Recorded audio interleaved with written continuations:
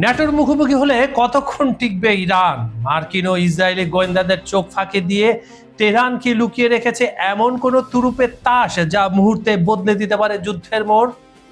মার্কিন পঞ্চম নৌবহরে ইরানের ভয়াবহ ক্ষেপণাস্ত্র হামলা এবং কুয়েত বাহরাইনের সাইরেন বাজার পর মধ্যপ্রাচ্য কি এখন এক মহাযুদ্ধের দ্বারপ্রান্তে? মার্কিন প্রেসিডেন্ট ডোনাল্ড ট্রাম্পের আলোচনার দাবির আড়ালে আসলে কি ঘটছে? ওয়াশিংটন আর তেহরানের মধ্যকার স্নায়ুযুদ্ধ এখন রূপ নিয়েছে সরাসরি পাল্টাপাল্টি মার্কিন ও ইরানি হামলায়। একদিকে ইরানের কেশম দ্বীপে যুক্তরাষ্ট্রের বিমান হামলা, অন্যদিকে মার্কিন নৌঘাঁটি গুড়িয়ে দেওয়ার প্রকাশ্য ইরানি হুঁশিয়ারি। কিন্তু এরই মধ্যে জেনারেল আসাদের এক বিস্ফোরক দাবি কাঁপিয়ে দিয়েছে পুরো পশ্চিমা বিশ্বকে। ইরান নাকি এখনো তাদের আসল সামরিক ক্ষমতায় প্রকাশ করেনি। কি সেই অপ্রকাশিত গোপন অস্ত্র? জানতে ভিডিওটি শেষ পর্যন্ত দেখুন।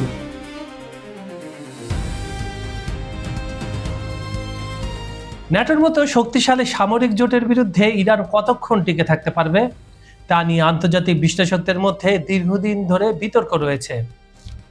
পশ্চিমা বিশ্বের অনেকে মনে করেন যুক্তরাষ্ট্র ও তার বন্ধুদের সম্মিলিত শক্তির সামনে ইরানের প্রতিরক্ষা ব্যবস্থা মুহূর্তে ভেঙে পড়বে। আসলে কি ঠিক? কমেন্টে জানান। তবে এই ধারণাকে সরাসরি চ্যালেঞ্জ ছুড়ে দিয়েছেন ইরানের খাতাম আল আম্বিয়া সেন্ট্রাল হেডকোয়ার্টার্সের শীর্ষ সামরিক কর্মকর্তা জেনারেল আসাদি। এক বিস্ফোরক বক্তব্যে তিনি দাবি করেন ইরানের প্রতিরক্ষা দুর্বল বলে যুক্তরাষ্ট্র যে দাবি করছে তা বাস্তবসম্মত নয় এবং এটার ফলাফল তারা হারে হারে টের পেয়েছে। কারণ আপনাদের মনে আছে যুদ্ধ শুরুর 1 ঘন্টার মধ্যে ট্রাম্প টুইট করেছিল যে আমরা ইরান জয় করে ফেলবো, হয়তোবা 24 ঘন্টা, নয়তোবা 48 বা 72 ঘন্টায়। সে যুদ্ধ এখন 3 মাস পার হয়ে গেছে। 40 দিনের ভয়াবহ যুদ্ধ হয়েছে। যেমন ইরানের ক্ষতি হয়েছে তেমন ক্ষতি হয়েছে মার্কিন বেসগুলার এবং ইসরায়েলের ভেতরে। যুক্তরাষ্ট্র যেভাবে হালকাভাবে ইরানকে নিয়েছিল, যদি ন্যাটো সেভাবে নয় তাহলে ন্যাটোরও কপালে দুঃখ আছে। জেনারেল আসাদের মতে তেহরান এখনো তাদের আসল সামরিক সক্ষমতা বা সব তুরুপের তাস বিশ্বের সামনে প্রকাশই করেনি। দেশের গুরুত্বপূর্ণ সামরিক স্থাপনাগুলো এখন সুকৌশলে গোপন রাখা হয়েছে। শত্রুপক্ষ এখনো সেগুলোর প্রকৃত অবস্থান বা ক্ষমতা সম্পর্কে সম্পূর্ণ অন্ধকারে। তিনি স্পষ্ট ভাষায় জানান ইরান যুদ্ধকে ভয় পায় না এবং ন্যাটোর মতো জোটের বিরুদ্ধেও লড়াই করতে তারা প্রস্তুত। যুক্তরাষ্ট্র ইরানের সম্পূর্ণ আত্মসমর্পণ চায়, যা ইরানি জাতি কখনো মেনে নেবে না। আর এই আত্মসমর্পণ না করার মানসিকতাই সংঘাতকে অবশ্যভাবেই করে তুলতে পারে। আন্তর্জাতিক পর্যবেক্ষকদের মতে সাম্প্রতিক বছরগুলোতে ক্ষেপণাস্ত্র কর্মসূচি, ড্রোন প্রযুক্তি এবং ভূগর্ভস্থ সামরিক অবকাঠামোর ব্যাপক সম্প্রসারণই ইরানের এই আত্মবিশ্বাসের মূল কারণ। বিশেষ করে দীর্ঘ পাল্লার ক্ষেপণাস্ত্র ও আত্মঘাতী ড্রোন এবং মধ্যপ্রাচ্য জুড়ে ছড়িয়ে থাকা বন্ধু গোষ্ঠীগুলোর উপস্থিতি তেহরানের কৌশলগত অবস্থানকে অত্যন্ত শক্তিশালী ও জটিল করে তুলেছে।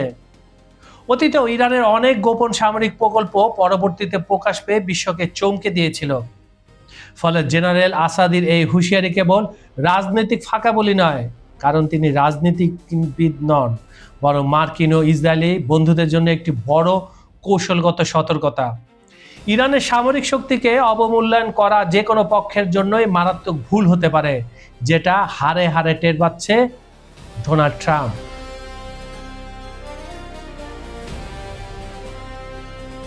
মধ্যপ্রাচ্যে যুক্তরাষ্ট্র ইরানের মধ্যে নতুন করে বড় ধরনের পাল্টাপাল্টি হামলার ঘটনা ঘটেই চলেছে। মার্কিন সামরিক বাহিনীর সেন্ট্রাল কমান্ড সেন্টাকম জানিয়েছে তারা ইরানের কেশম দ্বীপে একটি আত্মরক্ষামূলক হামলা চালিয়েছে। কথাটা শুনেন, আত্মরক্ষামূলক। তারা ভেবেছিল মনে মনে যে ইরান হামলা করবে তাদের ফ্লিটগুলোতে, রণতরীগুলোতে, এই জন্য তারা তাদের আত্মরক্ষামূলক আক্রমণ করেছে। What a funny joke. যুক্তরাষ্ট্রের দাবি এই দ্বীপে ইরানের একটি সামরিক নিয়ন্ত্রণ কেন্দ্র ছিল যেখান থেকে ড্রোন অভিযান পরিচালনা করা হতো। এর আগে মধ্যপ্রাচ্যের বিভিন্ন এলাকায় ছড়া একাধিক ইরানি ড্রোন ও ব্যালিস্টিক ক্ষেপণাস্ত্র প্রতিহত করার পরই মূলত কেশম দ্বীপে এই হামলা চালায় মার্কিন বাহিনী। একদম প্রতিটা শব্দ কি সত্যি কথা, আপনারাই বলেন এই কথাগুলো সত্যি কিনা, কমেন্টে জানান।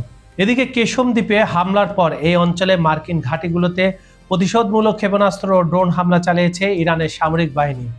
সংবাদ সংস্থা তাসনিম নিউজ জানিয়েছে, দেশটির সেনাবাহিনী মধ্যপ্রাচ্যে থাকা মার্কিন নৌবাহিনীর পঞ্চম নৌবহর এবং একটি বিমান ঘাঁটিতে হামলা চালিয়েছে। এতে মার্কিন ঘাঁটিগুলোর ব্যাপক ক্ষয়ক্ষতি হয়েছে বলে দাবি করেছে ইরান। তাদের দাবি, এর আগে যুক্তরাষ্ট্র ইরানের একটি যোগাযোগ টাওয়ার ও তেলবাহী জাহাজে হামলা চালিয়েছিল, যা জবাব দিতে এই ঘোষিত কঠোর প্রতিক্রিয়া জানানো হয়েছে। একই সঙ্গে ইরান হুঁশিয়ারি দিয়েছে, পুনরায় হামলা হলে এর চেয়েও দ্বিগুণ শক্তিশালী প্রতিক্রিয়া দেখানো হবে। এই সংঘাতের যে আঞ্চলিক বন্ধু দেশ কুয়েত ও বাহরাইনেও নতুন করে হামলার ঘটনা ঘটেছে। কুয়েতের সামরিক বাহিনী জানিয়েছে, তাদের আকাশ প্রতিরক্ষা ব্যবস্থা ধেয়ে আসা ড্রোন ক্ষেপণাস্ত্র প্রতিহত করেছে। এটা সম্পূর্ণ ভুল, কারণ সামাজিক যোগাযোগ মাধ্যম এবং ইরান মিলিটারি যে ভিডিওগুলো ছেড়েছে সেখানে দেখা যাচ্ছে নিখুঁতভাবে এই হামলাগুলো হয়েছে। অন্যদিকে বাহরাইনের স্বরাষ্ট্র মন্ত্রণালয় জানিয়েছে, উদ্ভূত পরিস্থিতিতে দেশের সতর্কতামূলক সাইরেন বাজানো হয়েছে। তবে ইরান এই দুই দেশের নাম সরাসরি উল্লেখ করেনি। এই চরম উত্তেজনার মধ্যে মার্কিন প্রেসিডেন্ট ডোনাল্ড ট্রাম্প ইরানের সঙ্গে যুদ্ধ শেষ করা আলোচনা থমকে যাওয়ার খবর প্রত্যাখ্যান করে বলেছে, তাদের মধ্যে আলোচনা ক্রমাগত চলছে। এটা একেবারে মিথ্যা কথা। কারণ আজকের আমি যখন আপনাদের সাথে কথা বলছি তার কিছুক্ষণ আগে আমি একটা আল জাজিরা রিপোর্ট দেখেছি, সেখানে সরাসরি ইরান বলেছে যে তারা কোনো ধরনের আর আলোচনার মধ্যে নেই, কারণ ইসরায়েল লেবাননে হামলা থামায়নি। তবে সামরিক বিশ্লেষকরা আশঙ্কা করছেন, এই ধারাবাহিক পাল্টাপাল্টি হামলার কারণে যে কোনো মুহূর্তে এই অঞ্চলে ফের পূর্ণমাত্রায় যুদ্ধ শুরু হয়ে যেতে পারে, যেটা ইসরায়েল চাচ্ছে। বন্ধুরা, তাহলে কি ওয়াশিংটন আর তেহরানের এই গোপন স্নায়ুযুদ্ধই ডেকে আনছে পৃথিবীর শেষ মহাযুদ্ধ? ডোনাল্ড ট্রাম্পের আলোচনার টেবিলে বসার আকুতি কি শুধুই সময়ক্ষেপণ, নাকি ইরানের ওই গোপন তুরুপের তাস আর আন্ডারগ্রাউন্ড মিসাইল সিটির ভয়ে কাঁপছে খোদ পেন্টাগন? কেশম দ্বীপের পর পরবর্তী আঘাতটা কোথায় হানবে আমেরিকা? আর ইরান যদি সত্যি তাদের দ্বিতীয় স্তরের বিধ্বংসী অস্ত্রগুলোর লক খুলে দেয়, তবে কি চোখের পলকে ছাই হয়ে যাবে মধ্যপ্রাচ্যের সব মার্কিন ঘাঁটি? অলরেডি 20টা ঘাঁটির অবস্থা শেষ 27টার মধ্যে। কি ঘটতে যাচ্ছে আগামী কয়েক ঘন্টায় বা আগামী কয়েক দিনে? আপনার কি মনে হয়, ইরানের এই হুঁশিয়ারি কি কেবলই ফাঁকা বলি, নাকি এবার সত্যি মার্কিন দম্ভ গুড়িয়ে দেবে তেহরান? আপনার মূল্যবান মতামত এখনই কমেন্ট বক্সে লিখে ঝড় তুলুন। খবর সংযোগের আজকের এই বিশেষ বিশ্লেষণটি আপনারা পৃথিবীর কোন প্রান্ত থেকে দেখছেন? বাংলাদেশ, ভারত, পাকিস্তান, নাকি America, Europe, Ukraine, Brazil, Argentina, Africa, নাকি সৌদি আরব, কুয়েত, দুবাই, মিশর, মধ্যপ্রাচ্যের অন্য কোনো দেশ থেকে? কমেন্টে আপনার দেশের নাম জানাতে ভুলবেন না। আমরা জানতে চাই, পৃথিবীর কোথায় বসে আপনি দেখছেন বিশ্ব কাঁপানো এই ভূ রাজনীতির চুলচেরা বিশ্লেষণ? আন্তর্জাতিক রাজনীতির ভেতরকার এবং বিস্ফোরক খবরের এক্সক্লুসিভ আপডেট সবার আগে পেতে এখনই খবর সংযোগ চ্যানেলটি সাবস্ক্রাইব করে বেল আইকনটি চেপে রাখুন, কারণ সত্যটা শুধু এখানেই ফাঁস হয়। আর হ্যাঁ, আমাদের সাথে বিজ্ঞাপন ও প্রমোশনের জন্য ডেসক্রিপশন বক্সে দেওয়া নাম্বারে আজই যোগাযোগ করতে পারেন। ততক্ষণ ভালো থাকুন, চোখ কান খোলা রাখুন আর নিরাপদে থাকুন। আমি কাজল হায়দার আজকের মতো বিদায় নিচ্ছি। ধন্যবাদ সবাইকে।